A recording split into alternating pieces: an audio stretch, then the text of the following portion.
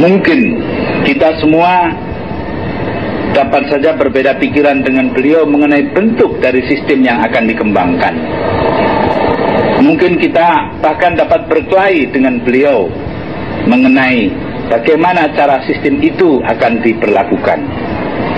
Tetapi satu hal yang jelas bahwa kalau memang kita benar-benar orang Islam, kita harus mampu menerima dan memahami bahwa ajaran Islam hanya dapat dilaksanakan dalam suatu keutuhan yang bersifat sistem.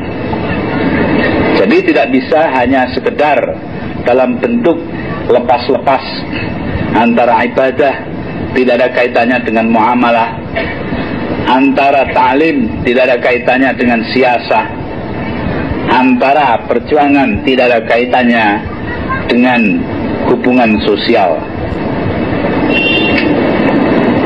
Semuanya itu harus dijalin dengan satu ikatan tauhid yang kuat, dengan suatu ketundukan yang mutlak kepada hukum-hukum agama. Bahwa ketundukan mutlak kepada hukum agama dapat diwujudkan dalam bentuk legislasi atau dalam bentuk pengembangan etika sosial, itu hanyalah perbedaan di dalam cara kita menerapkan Islam dalam kehidupan kita. Tetapi sekali Islam kita terapkan, maka penerapannya harus menyeluruh, harus meliputi sisi-sisi kehidupan yang berbagai-bagai. Karenanya, saya rasa tidaklah salah kalau kita katakan bahwa Al-Maghfurlah Imam Ruhullah Khomeini adalah tapak dari sistem yang berlandaskan kepada ajaran Islam, sedangkan ajaran itu sendiri dibawakan dari haribaan Allah Subhanahu wa taala kepada kita oleh junjungan kita Nabi Muhammad sallallahu alaihi wasallam. Tentunya di kemudian hari akan ada sisi-sisi lain dari pengembangan kehidupan kaum muslimin yang memerlukan kesungguhan, tekad yang keras, keuletan luar biasa untuk diwujudkan secara nyata dalam kehidupan. Itu tidak lain merupakan penerusan dari apa yang telah dirintis oleh Imam Ruhullah Khomeini. Karena memang secara demikian, dari satu ke lain tahap memerlukan waktu yang sangat panjang. Karena tiap-tiap tahap harus dikonsolidasikan, harus dikokohkan, dan harus disediakan kemungkinan-kemungkinan pengembangannya.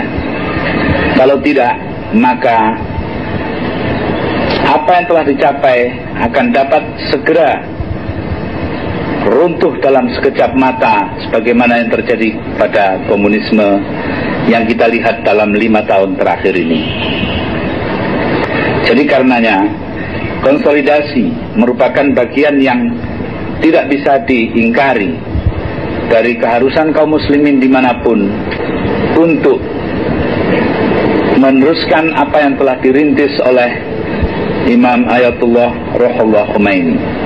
Sebab dengan cara beliau menyatakan Islam dalam bentuk yang utuh sebagai sistem, maka siapapun, termasuk yang tidak hidup di dalam sistem yang beliau buat, terikat dengan keharusan untuk mengkonsolidasikan apa yang telah dicapai itu. Karenanya bagi kaum muslimin di Indonesia dan kaum muslimin di bagian-bagian lain dari dunia ini, kalau memang benar-benar mereka merasa terpanggil untuk mengembangkan ajaran Islam, tidak bisa lain harus bersikap jelas, yaitu merasa senasib seperjuangan dengan bangsa Iran yang telah atau yang sedang berada dalam masa konsolidasi dari sistem yang diwariskan oleh pemimpin besar mereka itu. Ini adalah sesuatu yang sifatnya historis, sesuatu yang sifatnya hukum sejarah di mana-mana berlangsung dalam keadaan dan bagi sistem apapun.